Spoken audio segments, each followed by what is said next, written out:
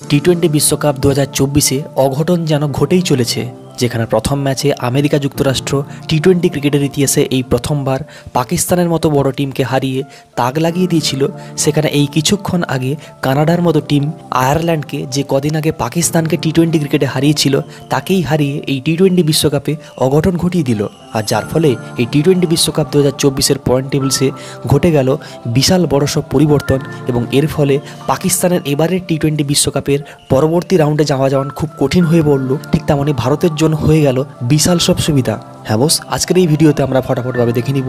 বর্তমান টি-20 বিশ্বকাপ 2024-এর পয়েন্ট টেবিলসে কোন টিম কোন স্থানে রয়েছে, কোন টিমরা ছিটকে যেতে বসেছে, ভারতের কী সুবিধা হলো, সব ডিটেলস। তাই প্লিজ দেখো পুরো ভিডিও। টি-20 বিশ্বকাপ 2024-এ তোমার প্রিয় দলকে বিশ্বকাপের চ্যাম্পিয়ন হতে দেখতে চাইলে ভিডিওটিকে করে দাও মন থেকে লাইক, আরও ভিডিওর জন্য এক্ষুনি করো ক্রিকেট ইন বেঙ্গলি ইউটিউব চ্যানেলকে সাবস্ক্রাইব। তো বস, সব কিছু জানার আগে বলে রাখি, এবারে টি-20 বিশ্বকাপ কিন্তু একটু অন্য রকমের হচ্ছে, যেখানে এই প্রথমবার টি-20 বিশ্বকাপের ইতিহাসে আর 8টা-10টা টিম নয়, মোট 20টা টিম কিন্তু পার্টিসিপেট করেছে, এবং সেই 20টা টিমকে কিন্তু প্রথম গ্রুপ স্টেজের পর্বে 5টা করে টিমকে নিয়ে মোট 4টা গ্রুপ তৈরি করা হয়েছে, এবং প্রত্যেক 4টা গ্রুপ থেকে কিন্তু 2টি করে টিম কিন্তু সুপার 8 পর্বের জন্য কোয়ালিফাই করবে, এবং সেই সুপার 8 পর্ব থেকে মোট 4টা টিম 2টো সেমিফাইনাল খেলার জন্য কোয়ালিফাই হবে, এবং 2টো সেমিফাইনাল থেকে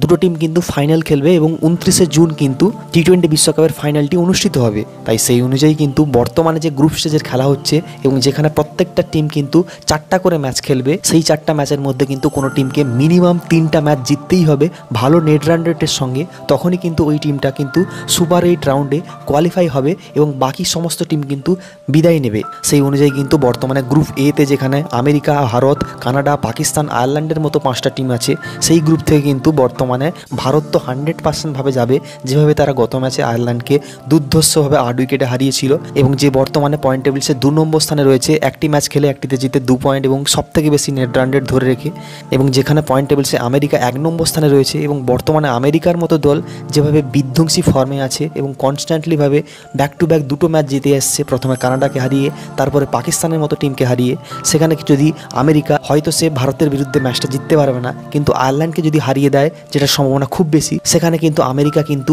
সুপার 8 পর্বে কোয়ালিফাই হয়ে যাবে ভালো নেট রান রেটের সঙ্গে, এবং পাকিস্তান কিন্তু বিদায় নিয়ে নেবে। কেননা পাকিস্তানের ফর্ম যেভাবে রয়েছে, এবং তারা বর্তমানে যেখানে পয়েন্ট টেবিলসে 4 নম্বর স্থানে রয়েছে, সেখানে যদি পাকিস্তান টিম ভারতের বিরুদ্ধে আগামী ম্যাচটা হেরে যায়, এবং পাকিস্তান যদি আবারও সেই আয়ারল্যান্ডের বিরুদ্ধে হেরে যায়, কেননা আয়ারল্যান্ড টিম কিছুদিন আগেই পাকিস্তানকেই হারিয়েছে, সেখানে পাকিস্তান টিম বিশ্বকাপ থেকে প্রথম রাউন্ড থেকেই বিদায় নেবে। তাই বলা যেতে পারে সংক্ষেপে, গ্রুপ এ থেকে কিন্তু আমেরিকা এবং ভারতের যাওয়ার সম্ভাবনাটা খুব বেশি। এছাড়া গ্রুপ বিতে কিন্তু বর্তমানে স্কটল্যান্ড, অস্ট্রেলিয়া, নামিবিয়া, ইংল্যান্ড, ওমানের মতো টিম রয়েছে, যেখান থেকে আপাত দৃষ্টিতে মনেই হচ্ছে যে ইংল্যান্ড এবং অস্ট্রেলিয়া এই দুটো টিম 100% ভাবে কোয়ালিফাই করবে। এবং গ্রুপ সির কথা বললে, এখানে কিন্তু Afghanistan, West Indies, Uganda, Papua নিউজিল্যান্ডের মতো টিম রয়েছে, এবং অপেক্ষাকৃত একটু কঠিন টিম। তবুও আমার মতে কিন্তু এই গ্রুপ থেকে ওয়েস্ট ইন্ডিজ এবং নিউজিল্যান্ডই কোয়ালিফাই করবে, এবং আফগানিস্তান টিম, উগান্ডার মতো টিম এরা কিন্তু বিদায় নেবে। এছাড়া গ্রুপ ডিতে রয়েছে আফ্রিকা, নেদারল্যান্ড, নেপাল, শ্রীলঙ্কা, বাংলাদেশ। এই গ্রুপেও কিন্তু আফ্রিকা, নেপাল, শ্রীলঙ্কা, বাংলাদেশের মতো